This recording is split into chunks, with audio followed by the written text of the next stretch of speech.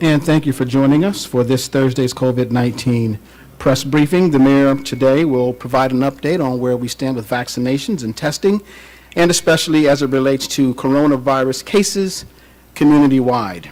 The Emergency Rental Assistance Program is moving right along. The mayor will discuss that program with you, and the mayor will discuss a few other items of note as well. Alvina Chu, epidemiologist with the Florida Department of Health in Orange County, is here and will report on important COVID-19 trending data here in Orange County. We will begin with the mayor.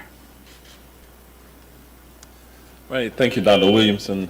Thank you to all of you for being here.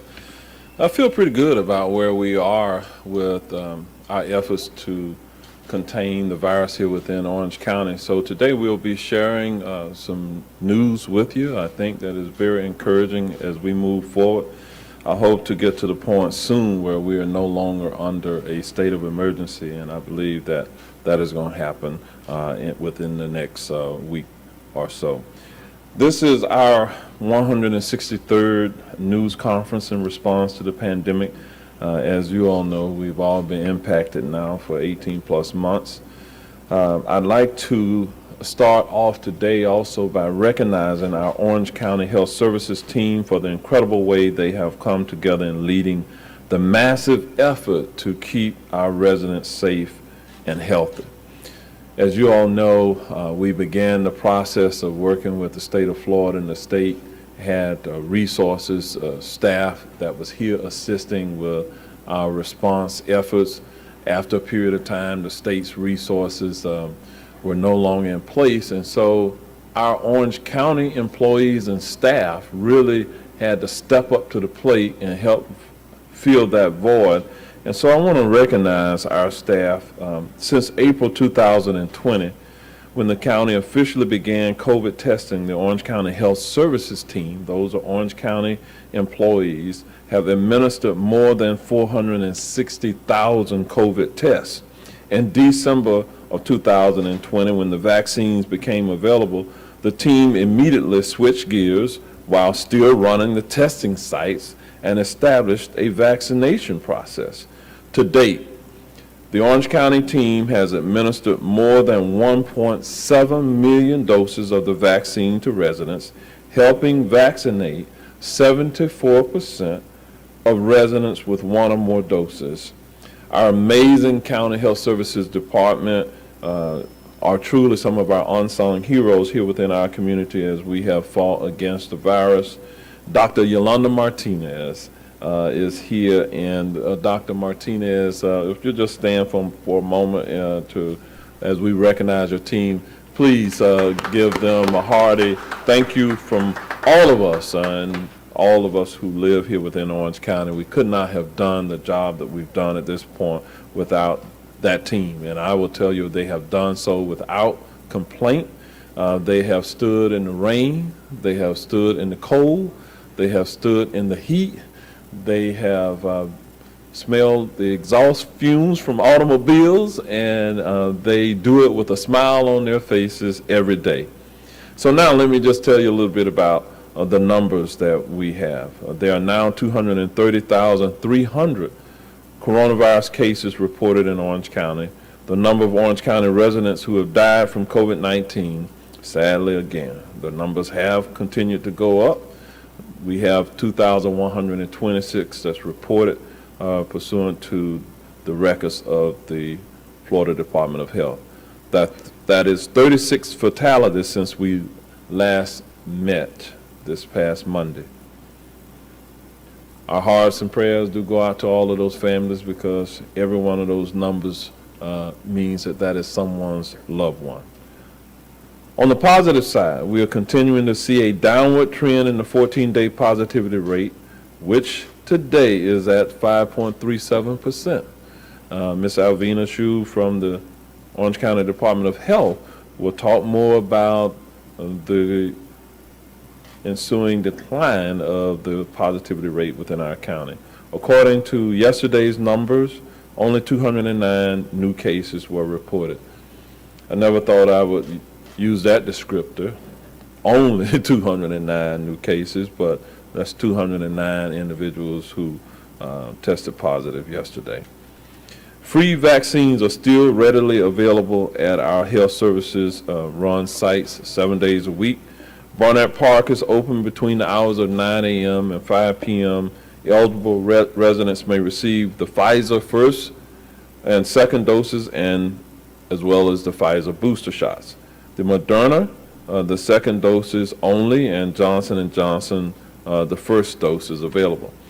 And you all probably saw the news a little earlier today that Moderna has been approved for the booster dose by the Food and Drug Administration.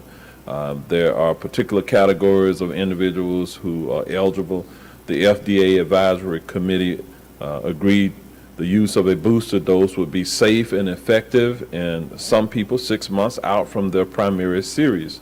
This would only apply to certain groups: people aged 65 and older, people ages 18 to 64 who are at high risk of severe COVID-19, and people ages 18 to 64 whose exposure to the coronavirus in their settings or jobs put them at risk for COVID-19 complications or severe illness. Free vaccines are still readily available at our healthcare services run sites. Again, Barnett Park is open between the hours of 9 a.m. and 5 p.m. Currently, the percentage of residents ages 12 and older with one or more doses remains at 74%. For more information on our testing sites, etc., you can go to ocfl.net/vaccines to get information on the vaccine sites. The I Got My Shot vaccine trailer will continue to be out this weekend. Tomorrow it will be at the Goodwill in Lake Nona between the hours of 11 a.m. and 1 p.m. and then in the afternoon at the Misty Oaks apartment complex in the Pine Hills area between the hours of 3 p.m. to 5:30 p.m.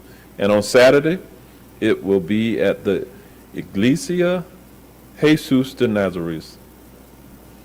Dr. Martinez, I probably messed that up, but also on Saturday, the vaccines will be available at the Orlando Science Center between the hours of 10 a.m. to 5 p.m. Those getting vaccinated there on Saturday will receive a complimentary ticket for their next visit to the Science Center. You can find more information about that particular vaccine effort by going to ocfl.net/IGotMyShot. And to finish up the part about testing, the Econ Soccer Complex is open between the hours of 9 a.m. and 4 p.m. for COVID testing only. You can get information from the ocfl.net/testing. To date, nearly 2,000 families have qualified for help with their rent and have avoided eviction. More than $11 million have been approved for distribution to those families. If you need information about rental assistance, you can go to our website at ocfl.net/rental assistance. And now I'll give you an update about our redistricting efforts. The Advisory Committee for Redistricting will be meeting in District 4 this coming Monday evening at 6:30 p.m. They will be meeting at the South Econ Recreation Center, located off of South Econolathatchee Trail. You can get information about our redistricting from ocfl.net/redistricting. And just as a reminder, on Saturday of this week, we will be holding our virtual Orange County Community Conference, and it will be covered on Orange TV between the hours of 10 a.m. to 1 p.m. This is a dynamic event that provides residents opportunities to learn the latest information to help improve their neighborhoods. I'll be hosting a live chat with residents during the event to talk about the future of our county. And finally, let me just share with you some news about some employment opportunities with the county. I'd like to share that the upcoming job fair will take place next Thursday, October 21st. Our Orange County Public Works Division is seeking to immediately hire equipment operators, masonry workers, and highway utility repair workers. The job fair will take place at the Apopka Maintenance Unit on Claricona Road next Thursday between the hours of 8 a.m. and 3 p.m. You can also apply online at ocfl.net/careers. And now we'll go to Ms. Alvina Chu with the Division of Infectious Diseases at the Department of Health in Orange County. And Ms. Chu, you're recognized. Thank you. Thank you, Mayor Demings. As the mayor had mentioned previously, we've had a total of 230,300 total positive cases in Orange County residents identified since the beginning of this pandemic. Our 14-day rolling percent positivity average is at 5.37%. This is our third consecutive day where this average has been at or near 5%. And so we are encouraged that this will continue to decline as with the rate of new cases. Since on September 16th, just for comparison, our percent positivity average was 12.32%, and on September 27th, it was 9.07%. Unfortunately, we've had 36 additional COVID-19 related deaths reported to us since October 11th, the last time we met, and we want to extend our sincere condolences to the friends and families of those who have lost loved ones. Of those, 17 were female, 19 were male, 3 were Asian, 1 was a native of Hawaiian or Pacific Islander, 2 were black, 29 were white, and 1 was identified as other. 12 were Hispanic, and 24 were non-Hispanic. 20 had known underlying health conditions, and 16 had unknown underlying health conditions. 1 date of death was from August. That was recently under state review and certified. 32 dates of death are from September, and 3 dates of death are from October. Currently, August 2021 remains our most deadly month for deaths during this pandemic. 5 of the 36 deaths were reported with a long-term care facility address. 8 of the 36 were fully vaccinated for COVID-19. The median age of these recent deaths was 78.5 years. The median time between series completion and positive lab result was about 180 days, or approximately 6 months. 2 of the 36 were partially vaccinated for COVID-19. 1 was past due for their second dose, and 1 was not past due for their second dose. As we had mentioned, I think the mayor had mentioned and Dr. Pino had mentioned earlier this week, we are currently have been moved to a lower category for community transmission. So we are currently classified as orange, which means that we are below the 100 cases. So the 7-day incidence rate is below 100 per 100,000 population. And also, currently our percent positivity, which is at 5%, also helps indicate that we are at the substantial transmission range. Delta variant remains the predominant strain that is circulating around the United States, and that is reflected here in Florida and in Orange County.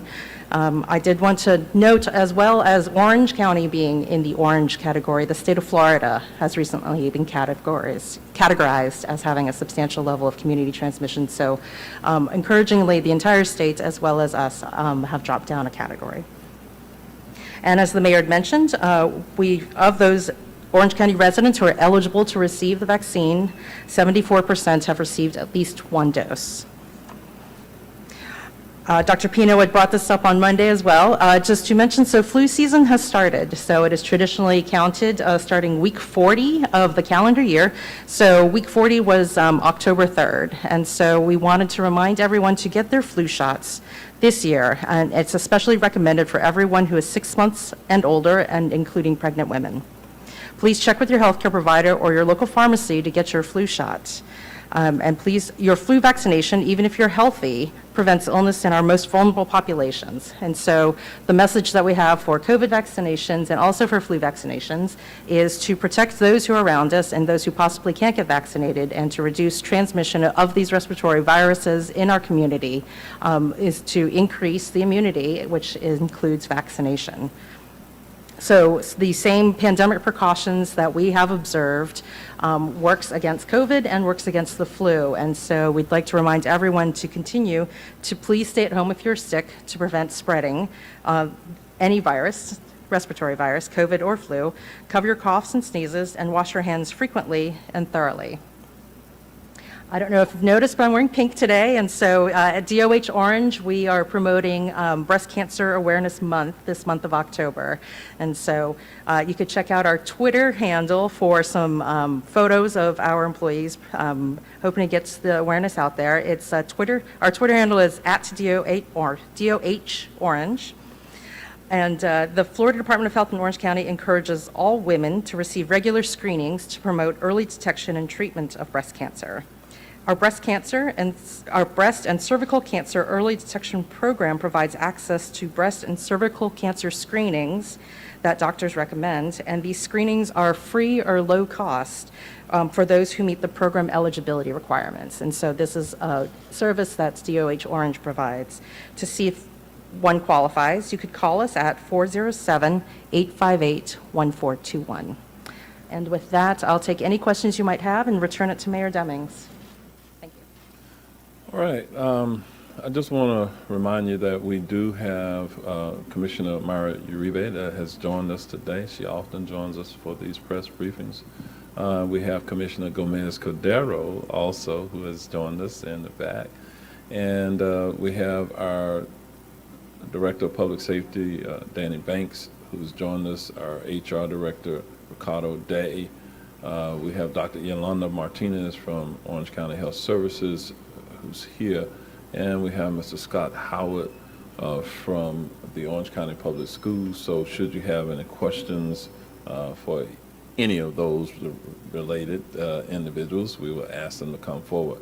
So there is a microphone that will be moving around. We ask that you wait until the mic gets to you before you ask your question, and we'll begin with the Q&A at this time.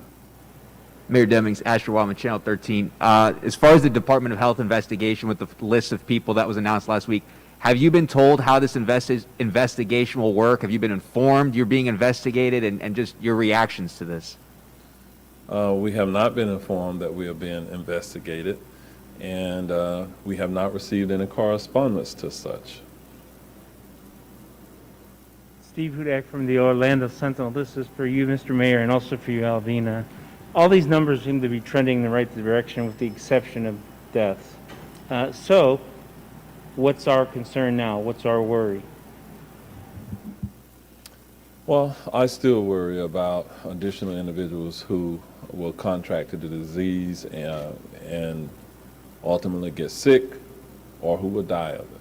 I'm concerned about that in our community. I'm concerned about that within the employ of Orange County. And so we still have to be vigilant in that regard. The good news is that it does not appear that there's any other variant on the horizon that will cause us any concern. So I am very optimistic about this upcoming holiday season and what that means for us. Hopefully, as Americans, we will see more of a season that we're customarily, we've experienced over time. So I just look forward to that, where we can act more normal. We can gather, we can spend time with our families. So if we continue to get vaccinated, continue to do all of those things that's been recommended, and that will be the season that we will experience. Ms. Shu, I don't know if you have any comments. I think you brought this up. So your comment about the deaths increasing. So the deaths are a lagging indicator, meaning that the trends of it follows at least a month or a little bit longer, partly because of reporting and also partly because of biology, people who get ill and potentially ill for long periods of time. And so we do expect that the deaths will trend downwards as it will follow with cases. As far as where we are and our concerns, I think I've always stated that I'm concerned. I'm the microbiologist, and so keeping an eye on viruses. And so currently there are no other variants of concern besides the Delta strain, which is the predominant strain now on the CDC's monitoring list. There are some variants being monitored. So I think vigilance is important. And, the key basic things that prevent infectious diseases that we promote as pandemic precautions are the same key preventive measures for all infectious diseases. So hopefully people will mind those moving forward now that we've all had this experience. Covering your cough, washing your hands frequently, especially after toileting or sneezing and coughing, and watching your distance in general, and especially staying at home if you're sick and away from others who might be potentially vulnerable as far as the immune systems. Lauren Seabrook, Channel 9. Alvina, my question's for you. When you look at how fast the cases have really dropped off and the positivity rate, and then you look at, the last time we were down, I think we got down to about 3% positivity rate. How far do you guys expect us to go? Do you think we could get to a point where it's almost gone, or do you think we'll stay between 3 and 5% long term? That's a prediction that I don't have enough information to make, but the COVID will likely be with us in the world for a while. So we've built up some great immunity here. So as the mayor had mentioned, the immunization or the community immunity here is good, very good at 74%, and we continue to try to increase that immunity. Also, the natural immunity that has occurred from all of the cases helps improve the community immunity here in our situation. So the upcoming holidays, we are optimistic, will not, hopefully not see a surge like we did previously in the summer. Will we ever? I don't know. I don't want to speculate on a personal level or on an official level about whether or not we'll be free of COVID anytime soon. Dave McDaniel, Channel 2, with a question rather for the mayor. So I don't want to throw water in anybody's campfire. I think we're all elated that the numbers are going in the right direction. But I think there's still, as you go around town, you're seeing fewer and fewer people following some of the guidelines that have been stressed throughout this.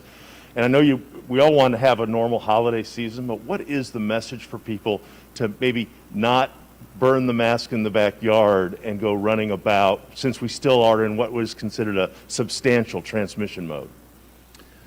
The message to our residents is still that you have some personal responsibility to ensure that you do what you can do to protect yourself and your families, but also to protect others. I think that's where we are. And so even though, yes, a greater number of people are not wearing facial coverings now, I believe some of that is related to the fact that we have 74% of the people who are now vaccinated.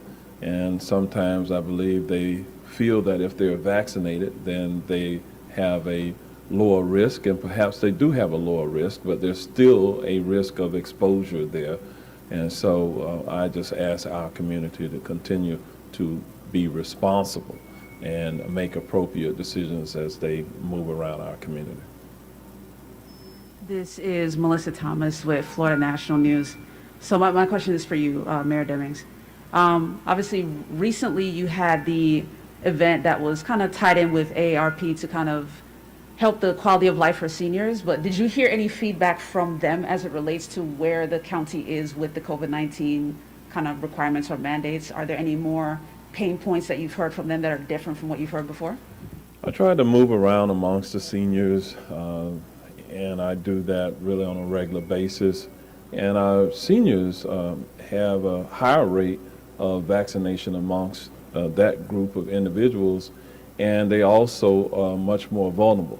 So I continue to see if anyone wears the facial coverings and really takes heed of all of the recommendations regarding social distancing, et cetera, it truly is the seniors that are in our community. And so I think that, that's a positive overall for our community. And again, we still all want to make certain that when we're around our seniors that we exercise appropriate protocols when we interact with them, because they truly are more vulnerable. Okay. All right. It appears that Scott Howard from the schools got off easy today. Let me just say thank you all for joining us. The next press briefing is scheduled for next Thursday, the 21st, at 4:30.